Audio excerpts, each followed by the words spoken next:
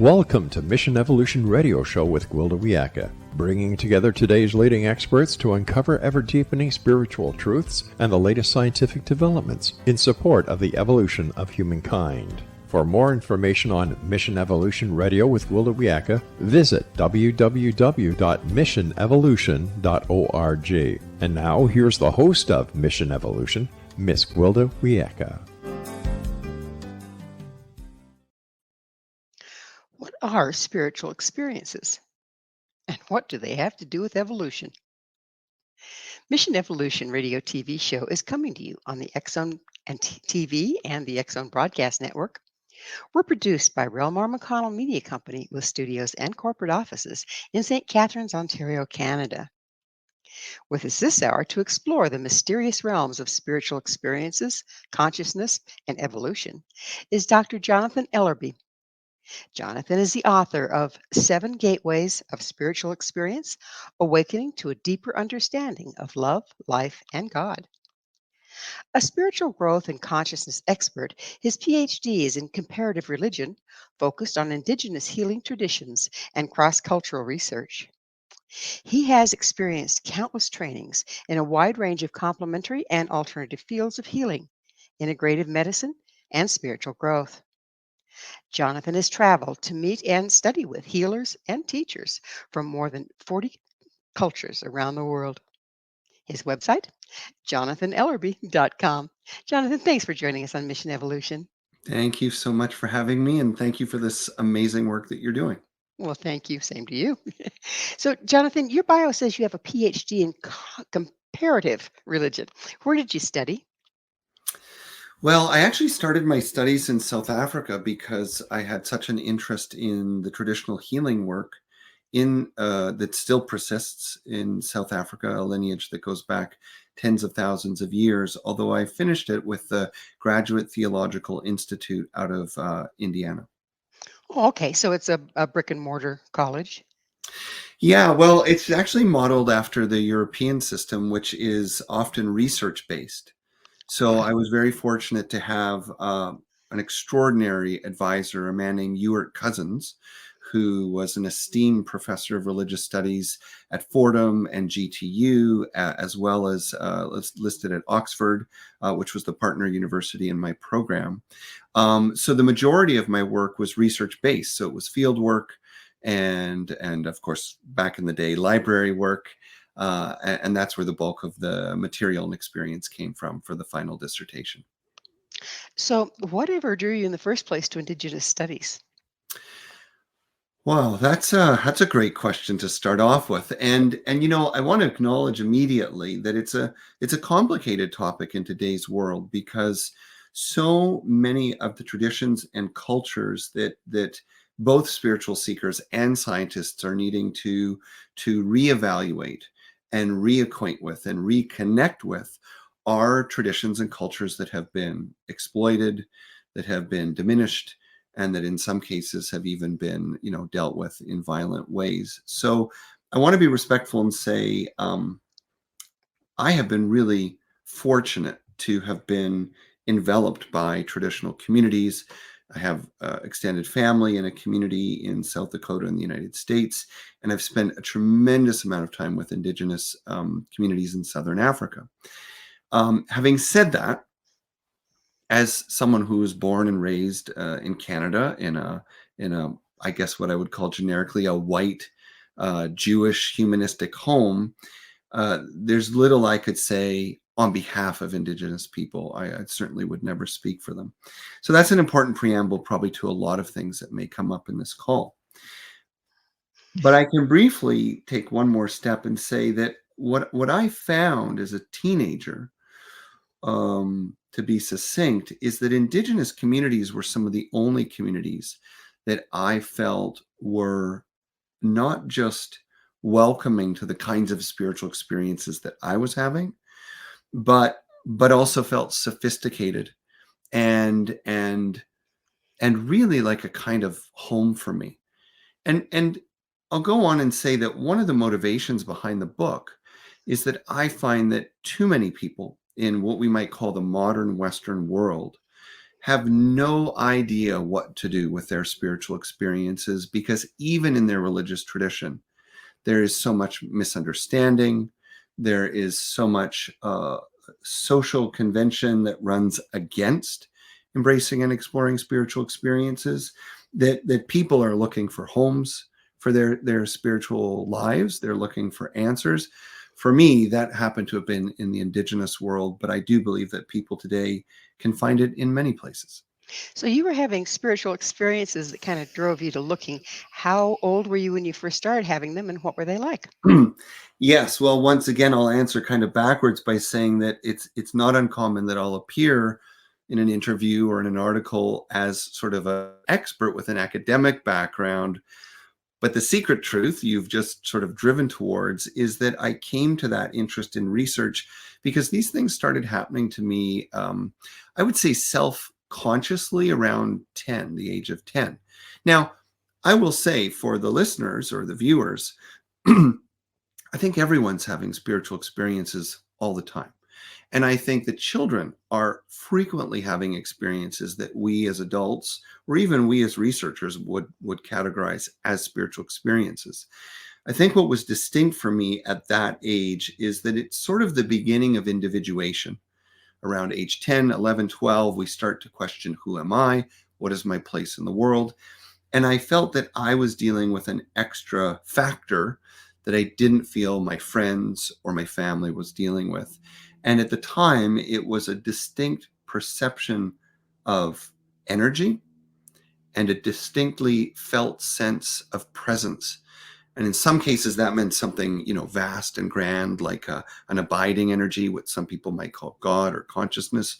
In other cases, it was something very particular and unique to specific places or specific objects or even specific phenomena. So that's how it all began. And of course, by the time I was a young teen, 13, 14, I started to wonder if I was crazy or if maybe everybody else was. And that's where the more of the what I call the more formal external search began, wanting to read and understand and interview people to see what exactly was I encountering and were other people having the same experiences. So, why don't you tell me the anatomy of a spiritual experience? Ooh, well, that's a fabulous question. And I would say that there's a couple of ways to handle the answer to that question. So first of all, and this has been a part of my work for some time now. I believe that it's helpful to think of spiritual experiences existing on a spectrum. So this is the first thing that I want to identify. And I would say that there are 7 primary types or categories of spiritual experience. And the reason why that's an important part of the answer to your question is that some of these experiences can look very different than others.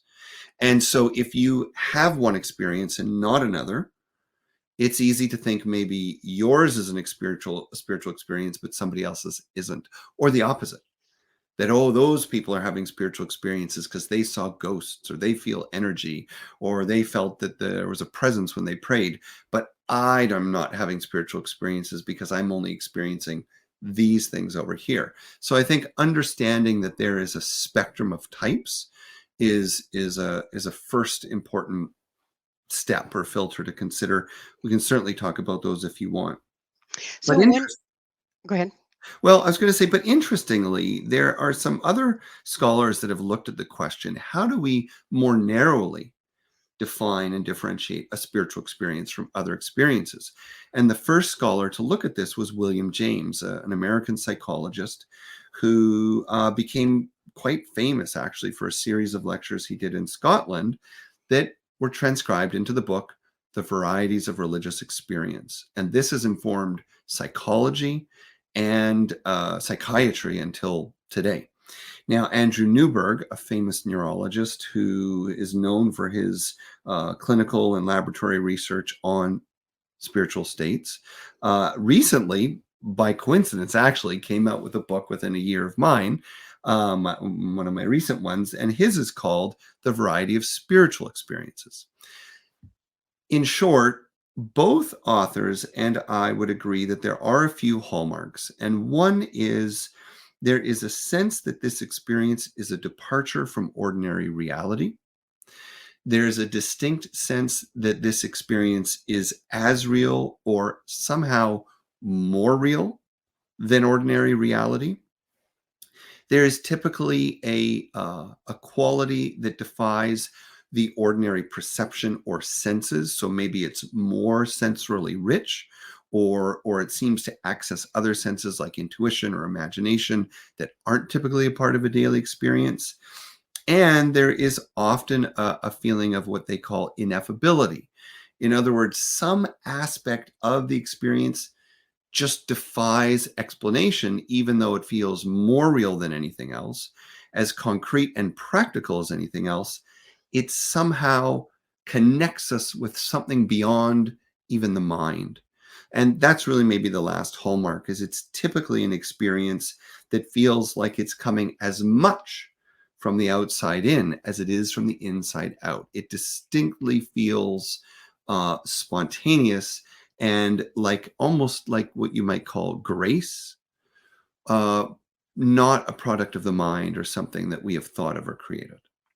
Well, we're running close to time out in Yeah. this segment, but um, is spiritual experience, and we'll get into this much deeper, I'm sure, when we start dancing with shamanism, but is spiritual experience something that one can initiate rather than just wait for the dawn to strike? Yeah, wonderful experience or wonderful question. And absolutely. In fact, I'd argue that probably the biggest mistake or detour that religious and spiritual traditions have taken over the years is the focus on belief and the focus on membership and the focus on, power and politics and these sorts of things. If we look back over time and around the world, what we see is that most spiritual practices, from yoga to meditation, prayer to dance, that all of these things were originally cultivated uh, to to facilitate spiritual experiences. So yes, anyone can have a spiritual experience, and I believe we are having them all the time. Real briefly, um, what is in common with the methods of accessing spiritual experience? I mean, it's been around forever, yes. Right. Do they have some things in common? Well, yes and no, actually. So this is something else that I've certainly written about. And I, at one point in my career, was really interested in finding out what is that very specific formula. Is there one sort of archetype or architecture that we see? And actually, what I found was something that surprised me, which is that there are, I would say, really four different doorways into cultivating spiritual experiences. Well, Some we're going to have to leave it as a cliffhanger and cliffhanger. look at those four on the other side of a station break. All right. Jonathan and I will return shortly, so don't go away. This is Mission Evolution, www.missionevolution.org. Have you had a spiritual experience? With us this hour discussing spiritual encounters is Jonathan Elderby. Jonathan is the author of Seven Gateways of Spiritual Experience, Awakening to a Deeper Understanding of Love, Life, and God. Jonathan, we left a cliffhanger, and that was we were trying to find out about the four ways to initiate spiritual experiences. Would you continue? Absolutely. So the story, and I'll try to keep it very brief, but the story was that I was in the middle of researching this exact question.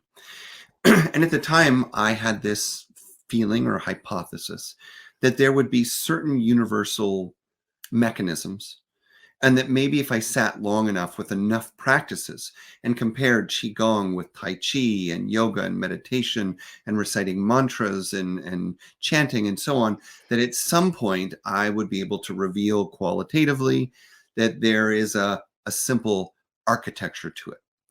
And in fact, what I found is I sort of almost literally separated the categories of experience and types of practices, that I could not reduce it beyond four basic types.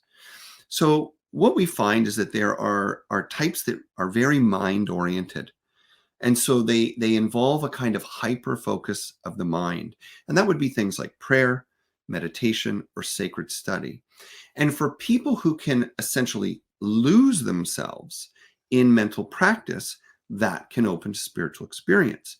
But there are those of us that are more emotionally rooted. If there's no love, if there's no relatedness, that stuff doesn't matter. And probably it's not going to open much.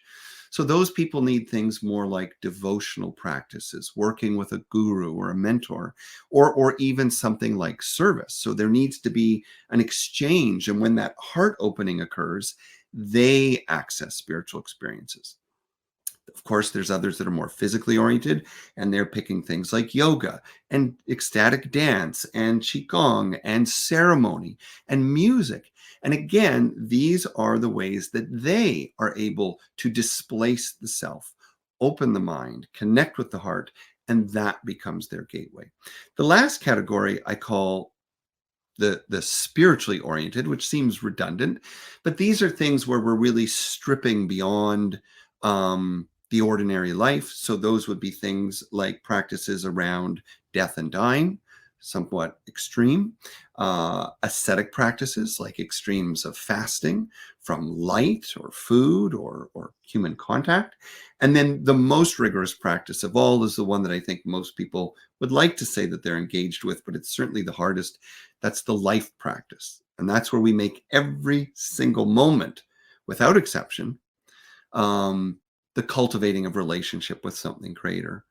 If I could summarize what they have in common that they're pulling us towards, is typically a quieting of the mind, an opening of the heart, and a kind of movement into extreme present moment awareness. And when those things happen, I would argue spiritual experiences can happen for you pretty much every day. So, how do Indigenous healing traditions apply in our modern world?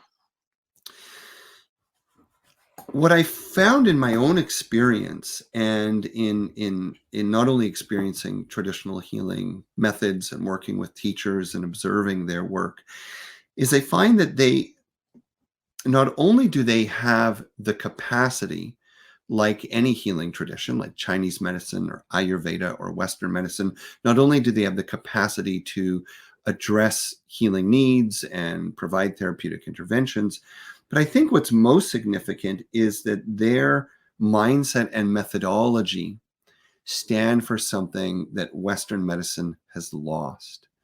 Indigenous medicine is very much about the whole person.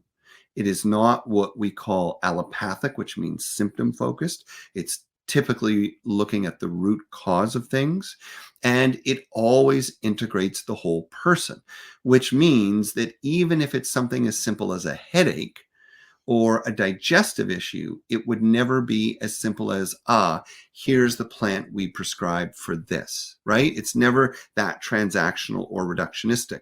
In fact, I remember spending a lot of time with one Anishinaabe traditional healer in Manitoba, Canada. And I used to sit with him while he was doing his work. And people would come, kind of just like a regular doctor, one after the other throughout the day, and they'd sit with him. And I noticed that even though he was prescribing herbal medicine, so we're not talking about spiritual issues, just plain ordinary physical stuff, I noticed that while the herbal, you might say, concoctions or remedies that he was prescribing may have had some similar plants, they also had different plants in them. And I asked him about that once. And I'm fortunate because very often traditional healers aren't fans of questions or giving away these kinds of answers because it's too simple, too reductionistic. But he pointed out essentially how complex and complicated each person is. So two people may have a headache, and one person is somewhat connected to their anxiety. Another person's may be connected to their digestion. Another person's may be connected to their sleep. So even though the ultimate symptom is the same, the root could be very different, and therefore the treatment should be different. Very often, prayer, connection to the spirit world, and some sort of invigoration of the relationship with self and community was also part of the medicine. Interesting. Yeah. Okay. So, what was your main takeaway from studying with these healers from more than 40 cultures? Well, in some ways, I'd say, these things that I've just summarized are some of the important things I would encourage people to remember, especially if they're on any kind of a healing journey, whether it's dealing with anxiety, addiction, chronic illness or even something acute and they've gone into the hospital for a surgery. I think remembering the importance of nurturing the whole self is critical, of finding the balance between authenticity and nurturing your individuality in relationship to community and building connection. Those are all critical. But maybe more than that, if I were to point to one thing that really stands out, I think it's the loss of worldview. And that may sound really grand, but I have come to believe that by becoming overly focused on the material world, on the scientific method, on the world of commerce and power, our dominant Western culture has become what I consider to be extremely, extremely masculine in its style and nature and focus. This leads to the consciousness of conquest and colonialism, which sounds like an old story, but it's not, because this is what we're seeing big tech companies doing, and this is what we're seeing the big billionaires doing. It's still a consciousness of conquest and competition rather than collaboration and innovation and creativity. And I think when we look at the issues in the world today and the kind of solutions we're going to need for our future, I'd say that Indigenous mindset, which is so communal, so pluralistic or inclusive and integrative of diverse views, I think it's going to be absolutely essential to help us all go forward in a healthy and balanced way. Well, there's a hot topic. It's been a hot topic for years, but it has to do with appropriation of ceremony. Where do you stand on that? I think the complicated thing is that we try to look at this in from a universal perspective. And what some people might say is, well, if yoga can be used, and that came from India, why can't, indigenous practices be used? And I'd say there's a couple of reasons why that stands out as different. The first, of course, is just colonial history. And if you have the close approximation of two parties in which one has been dealt with violently and they are still there, then it is, I would say, the responsibility of the party that is not, in the community that has been subject to the, whatever you would call it, persecution or genocide or cultural deconstruction, to show respect. And I think that is important because that in itself is a healing lesson. So I don't think we're losing something just because we respect when one tradition, community, or culture says, hey, leave that to us. I'd say if a community says, leave it alone, you just leave it alone. I would certainly like that if someone came and hung out in my house and they started touching stuff. On the other hand, can we learn from these traditions and reclaim old versions of these things from our own ancestry? And I believe, yes, I think there's ample evidence for example, shamanic practices in, well, all over the world. We find it in the United Kingdom, a long history of shamanism. We find even in the Jewish tradition, a history of shamanism. We find it in Eastern Europe and South America. So I think people just need to be a little more creative when they feel like they want something in an indigenous culture, but they don't know if they're entitled to it. Probably that's a sign you don't. So take a look at your ancestry and take a look at the modern innovations that are creating global and universal access to earth-based traditions and spiritual connection. I think there's a lot of wonderful options that don't require appropriation. Well, we're also fast food country, right? Yes. Do you see that fast food, fast fix mindset corrupting and watering down the practices? I think you hit something really, really significant, which is, why don't people look beyond just appropriating what's easy and close? Because they want a quick fix. They want it to be easy. They want to do it the way they want to do it. And they're not used to getting no for an answer. In traditional cultures, spiritual growth and wisdom is thought of as something that you earn, not something you learn, which means it doesn't matter if it's available on the internet. You take time to acquire it. And we're not used to that. And I would also argue that some of the deepest spiritual work I've ever done or been introduced to, it's typically hard work. And while remarkable things can happen in a quantum instant, there's often a lot of preparation and cultivation and disappointment along the way. And strangely, I'd say I've learned as much about time and disappointment and unlearning the fast food culture from spiritual experience as I have learned that, yes, it is also true that spiritual experiences can catapult us into a whole new way of being or a radical healing in just a matter of moments. So there's we're just virtually out of time here, but there's initiation and embodiment involved in a lot of the preparation for a spiritual experience. Do you find that necessary? Absolutely. Absolutely. And, a simple way to frame that is to say that we are not psychologically built to grow and advance and transform in an instant. So even if we have a radical insight or we're ready for a radical change, it's important psychologically and physiologically to allow ourselves a process of formation and development and integration. And really, that's even true if you start a new job, if you end a relationship, if you lose a loved one, or you graduate from a program. There is a process of development, as you said, Well, initiation, integration that's necessary. it's time for another station break. Jonathan and I will be right back to continue our discussion. So stay right there. This is Mission Evolution, www.missionevolution.org. Can Indigenous healing traditions help us understand spirituality? This is Mission Evolution, missionevolution.org. Our guest this hour is Jonathan Ellerby. His website, jonathanellerby.com. Jonathan, in a lot of different traditions, at least to my understanding, there's a link between physical health and balance and the ability to access spiritual information. Do the indigenous cultures, their healing practice, does it align with, support the spiritual experiences as well?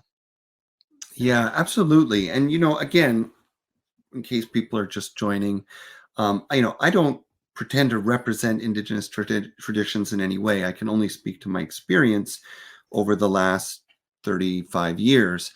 And I'd say, yes, absolutely. I'd say absolutely virtually any experience of healing in traditional cultures typically invites a complementary, you might say, metaphysical component to any physical component.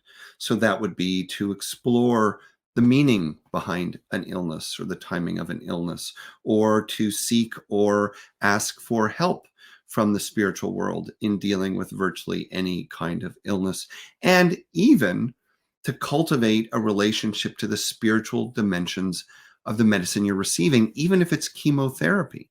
So I would say that there is virtually always a psychosocial dimension in Indigenous healing. I will also qualify by saying that this varies around the world, though. In North America, for example, I believe that the Indigenous communities have much more exposure to the language and style of communication that we find in psychology and addiction treatment. So a lot of the healing work that is done in Indigenous communities will utilize those filters or frameworks. When I spend time in more remote communities in Africa, for example, in Southern Africa, we see less of that, much less of that, although there is still always an invitation to the spirit world to be involved in any healing process. Understandably so. Do you see a lot of feedback, spiritual feedback? In other words, you're inviting the spirit of a situation to inform us, to guide us, to help bring balance. Do you see a lot of the feedback from spirit used in indigenous healing? Oh, yes, I think, and I know you have such a wealth of experience yourself. I'd say that's absolutely one of the distinguishing features of Indigenous healing practices, which is that there is rarely an assumption, quite opposite to the Western model. There is rarely an assumption within any healer that they have all the answers, that they are in total control, or that they have all the medicine necessary. So it is virtually always an element of a traditional approach to invite spiritual guidance, intuition, and relationship to be a part of evolving a very unique approach to each situation. Absolutely. Our poor doctors could use that reassurance, couldn't they? That they have somebody on their shoulder that's going to fill in the blanks where they come up empty. Yeah, and you know what I find interesting, the more I look at this and the more I'm in dialogue with Western practitioners, is that I think we've created a cultural story. Some people say a narrative that Western medicine is entirely evidence-based and doctors are all about control. But the reality is, I think spirituality is something that is non-negotiable in this world. And the only thing that varies from culture to culture is how much it's suppressed or repressed and the language we use. But let's face it, at the end of the day, every physician needs to make a judgment call or use clinical acumen, which is really just fancy language for intuition based on the circumstance. So, how can spiritual experience help people who are facing personal struggles or mental health issues? I mean, if Yeah. they're already having mental health issues, a spiritual experience might be a little challenging. Yeah, that's an important question because there are some cases where a mental health issue or episode can be exacerbated by spiritual experience. Although generally speaking, what we find is that may not be a spiritual experience. That may be more of a manic episode or a psychotic break or something like that. Those typically look and feel differently, and even your what I would call your average psychologist or psychiatrist or Western practitioner, typically they have a sense when something is essentially indicative of an unhealthy process, as opposed to just something weird that they don't believe in, right? So feeling that you were visited by an angel during a dream and that it offered a healing blessing is very, and I'm this may sound a little bit exaggerated, but it's different than someone who says that they've been watching TV and that God is speaking to them through the characters and asking them to harm all the other patients on the unit. Like those are very different experiences. And actually, I've dealt with both of those in hospital settings. Um, Having said that, there are profound benefits to cultivating spiritual experience for people dealing with health and mental health issues. And we know this because, for example, the addiction field for a long time has been based on spiritual principles and values. And we even know through clinical research that psychologists and psychiatrists will attest that very often it's not until someone has a spiritual experience that they are really ready to awaken to something greater in themselves and in their lives. In a similar way, whether dealing with anxiety or depression, spiritual experience allows us to depart briefly, or maybe if we're lucky for a little bit longer, the constructs of a narrow episode that is limiting our view of who we are, of what's possible. Typically, a mental health crisis involves feeling stuck in something we cannot control. There's typically shame and fear baked into that. And when we have spiritual experiences, regardless of how long or how deep they are, they lift us out of those symptoms and allow us to see ourselves differently, to know our place in the world differently, and to feel the possibility of healing and change. And very often, those simple things alone are enough to help people to make a significant step or even to alleviate symptoms in itself.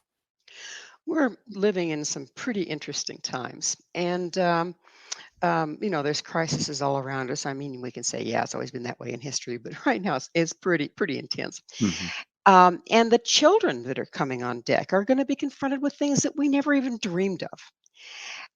Is there some way spiritual experience can be used by parents Mm. towards children, or how do they address it when a child comes up with one? Would you speak to that a little bit? Yeah, absolutely. I think that's a really beautiful question. because the sort of irony that we're running into is that it seems that the more and more the world moves to massive scales of crisis, and you're right, we may have always had problems in the past, but the scale of these problems is now different, right? Because one leader doesn't just affect 1,000 people or 10,000 people, they can affect 10 million or 100 million people. So while the world seems to be narrowing in many ways, not entirely, because there's clearly a global evolution underway, at the same time, it does appear that children are arriving more and more sensitive, more and more open, and parents are caught between these two dynamics. The most important thing a parent can do for a child that seems to be exhibiting spiritual interests or experience is simply to be supportive, to help them to feel that it's safe, it's okay, it's normal, and even to be curious so as to invite the further exploration of those things. What we find is that while you can read all kinds of books, and I recommend that, exercises to do with your kids and practices and so on, any spiritual practice could be shared with a child. The most important thing is simply not to shame them, not to challenge them, not to doubt them, but to be curious, loving, supportive, as really you could and should with any aptitude of any child. So now, children, their, for the most part, imagination is still alive and well. What does imagination have to do with spiritual experience? Yes, wasn't that a brilliant, important question? There is a very strong connection between imagination and spiritual experience because, in many ways, spiritual experience takes place within the same landscape, or you might say using the same mechanisms that imagination uses. And yet it remains distinct. So you might think of it as like imagination is one sport. And if you are a really good swimmer and you do lots of swimming exercise all the time, it will support you when you move to, I don't know, baseball or gymnastics or some other sport. So there's a certain kind of muscle involved, and I'm speaking metaphorically, in imagination that is absolutely a precursor or a stage that spiritual experience springs out of. When we look at, for example, shamanic journey work, guided imagery, hypnosis, even energy healing and energy medicine, virtually all of these types of sort of spiritually rooted healing traditions rely on the visionary mind. So to have access to one's imagination is to have access to one's intuition, to one's creativity, and we become more permeable or open to spiritual, you might say, forces or wisdom or insight to come in. It's absolutely essential. Such an important question. So does building something in imagination consciously, does that impact what's going to go on at the quantum level, say for instance? Absolutely, absolutely. Because and I know that many of your guests have addressed this, and I think it's one of the important contributions that your show makes, which is that it's to remind people that over the last, arguably 1,500 years, we have been refining and refining a model of reality that is divisive, and a word that I use a lot is reductionistic, as if the world is the sum of its parts. But what we know through spiritual tradition and good modern science is that that could be anything, there couldn't be anything further from the truth. The world is an emergent principle that comes together as something greater than the sum of the parts, and that all of the parts are interconnected and they are communicating with each other. We know this is the way of a forest. We know this is the way of a family. We know this is the way of the cells and the biology in the body. We now know that the mind or the intellect is not just in the brain, but that thinking happens at every level. And so this pattern of interconnection is happening at all levels of our reality. Therefore, yes, our thoughts and our emotions are absolutely communicating, not only with our body, not only with our energy body, but with everyone and everything around us. That certainly opens our eyes as to what kind of impact we have even when we don't know it. It is time for yet another station break. Please stay with us as Jonathan and I continue to explore the impact of spiritual experiences. This is Mission Evolution, www.missionevolution.org. Can spiritual experiences help us evolve? This is Mission Evolution, missionevolution.org. We're continuing our discussion with Jonathan Ellerby. His website, jonathanelderby.com. So, Jonathan, that's the question of the day. Can spiritual experiences help us evolve? And if so, how? I think spiritual experiences are actually one of the most important missing ingredients to the kind of evolution that I would say most of your viewers and listeners are looking for. And I would even argue that we are hungry for in this world. And the reason why they're so essential, as opposed to so many other forms of growth or evolution, is because they have the capacity to introduce a level of novelty that is absolutely essential in the most dramatic forms of evolution.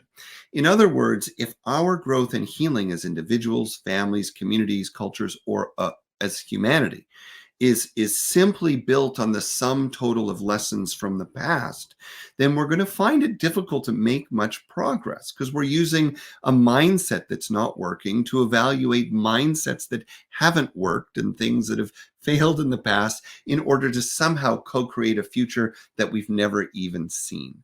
And yet what we know is that some of the most incredible innovations and insights from the physics of Einstein to the music of the Beatles has come to people through spiritual experiences. That means aha moments and insights that quite literally transcend what we feel we know, who we think we are, and what we may be in the middle of. So the greatest capacity for transformative healing and evolution absolutely resides in the spiritual experience. And I'd say we have evidence.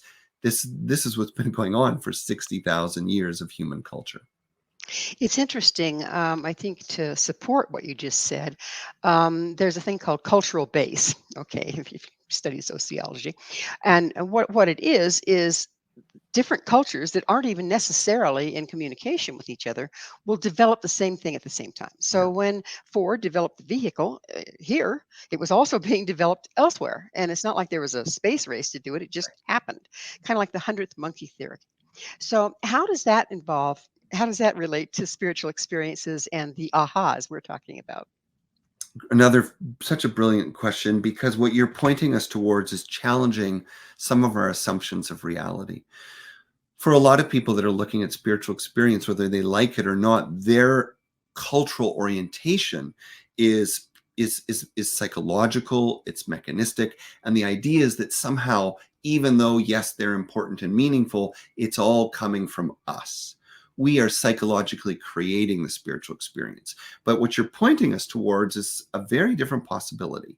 What Carl Jung would suggest, and certainly shamans, traditional healers, and mystics for thousands of years have known this, is that spiritual experiences may be much more about accessing ideas, energy, information, even emotions that exist in another dimension. Now, some could call that the quantum realm, and some might call that the cosmic realm.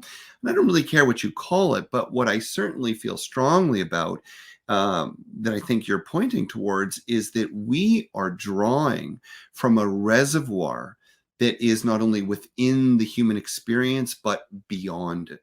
And when human beings open themselves to that reservoir, that source, that mystery, that consciousness, well, then they will pull in similar tenets and principles, which is why we see so much cohesion in the spiritual, psychological, and metaphysical work around the world.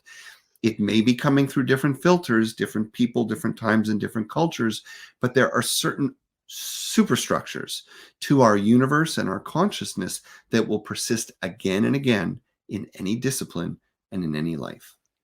So if we're able to develop a discipline from whatever aligns with us Yeah. personally, whereby we can access this esoteric information, if you will, how can we tell that we're Mhm. channeling and or we're just validating what we're saying by calling it channeling? How can you Yeah. tell the difference? So there's a few things that I think are worth considering on this topic. The first is that this may seem a little intellectual, but we have to accept that at some level, all reality is what we could call perceptive, meaning, with the exception of the material world, which we could measure and arguably generally agree with, right? This is 3 inches long and this weighs 5 pounds and simple things like that. When it comes to just about everything that we experience internally, there is a certain level of filter and subjectivity. To that end, I would say we have to consider what feels truthful. We have to consider what feels aligned. And if nothing else, I would always argue, let's see what works. So if I receive channeled information myself or through someone else, and it helps bring cohesion, healing, peace, goodness to my life and the world around me, I don't really personally care too much if someone explains that as literally a being sending information or a person accessing a broad reservoir of information, or somehow they just connect with a higher self that has the knowledge. I think to some level, any of our interpretations will have an element of truth and an element of mystery. What's important to me is that we feel truthfulness, we feel grounded, we feel centered in these spiritual experiences, and they work. They bring us into alignment with life, and that's all the evidence I need to continue pursuing something. In many traditional indigenous cultures, when seeking spiritual experience, it involves shattering of the individual, Mm. whether through fasting or being buried up to your neck, or there were some pretty severe ones, I think, in a lot of the different cultures. What's the purpose of shattering the individual and to access spiritual information? Yeah, so first of all, I think you point out that Indigenous communities today remain important reservoirs of these kinds of practices and information, and they have virtually never let them go. On the other hand, it is also important to say that all of our cultures and all of our traditions all over the planet have embraced this principle you're talking about, which is that a deeper integration of a new evolution involves a disintegration of a former state. Of course, the cliche, although very appropriate metaphor, is the butterfly. And I think many of us forget the true profundity of that image, because a caterpillar doesn't just climb into a little sleeping bag and sprout wings.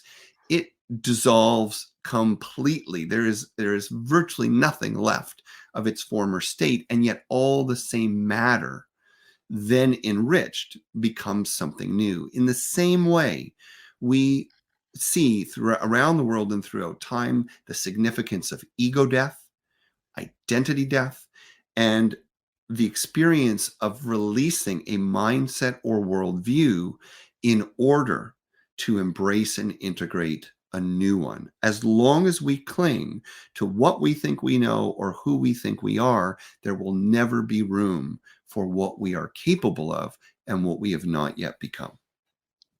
Looks like we're going through a mass collective death of the soul at the moment, but I would say. yeah. I would So say. Well, and what you're bringing up is very important for people to hear, because in a worldview that doesn't understand that breakdown is necessary for breakthrough, they can see all this upheaval and discomfort and feel fear rather than encouragement. And for example, when I see my 15-year-old son struggling with self-discipline or learning or following through on commitments, instead of retreating into the fear of making him uncomfortable, I can feel excited that this is the evidence that he's growing beyond being a child. And the same thing happens to us at all stages of life. It's important to be comfortable being uncomfortable. so it's that time in the show, Jonathan, when I have to ask you, what's your mission? Hmm.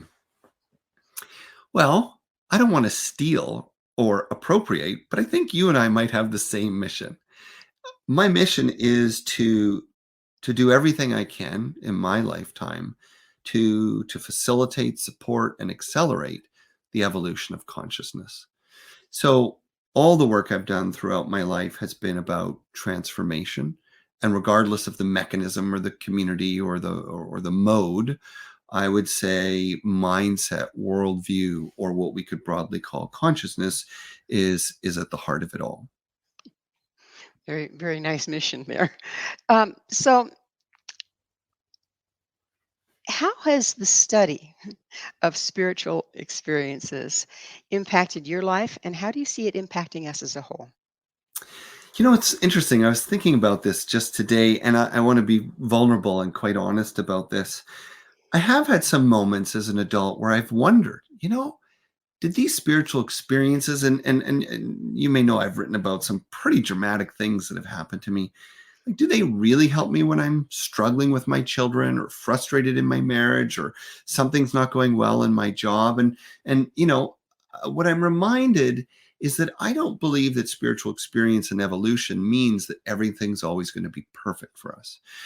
I think what has happened for me is it's developed a kind of mental agility and emotional resilience so that I can be observing, I can access peace, and I can be curious in the middle of an internal storm, in the middle of a situational storm. And that is probably the greatest gift, right? To always know, no matter what I go through, that there's more to me than what's going on, and there's more to the world than what I see. And in a similar way, I would say the gifts for the world are something similar. Although I would push and say that some of the key hallmarks of spiritual experience are the felt sense of interconnection, the humility of touching mystery, and the direct encounter of a kind of loving impulse to heal, to serve, to care for, to steward that I think our world needs today. Spiritual experiences are about rising above the me and integrating the we. And I think that when we move into that conscious connection with a loving impulse to serve through a humble intention to learn, there is nothing we cannot heal, there is nothing we cannot transform, and certainly a beautiful, vibrant future awaits. Well, that's a beautiful way to close because it is the end of our time together. Jonathan, thank you so much for coming on the show. My pleasure, and thank you for the incredible work that you're doing. It's important, and I'm happy to be a very small part of it. Thank you. Our guest this hour has been Jonathan Elderby, the author of The Seven Gateways of Spiritual Experience, Awakening to a Deeper Understanding of Love, Life, and God. To find out more about Jonathan, where you can find his books and other offerings, visit his website, jonathanelderby.com. This has been Mission Evolution with Gwilda Wiyaka. For more information or to enjoy past archived episodes, visit www.missionevolution.org. But most importantly, please be sure to join us right here next time as this mission continues, bringing information, resources, and support to our rapidly evolving world.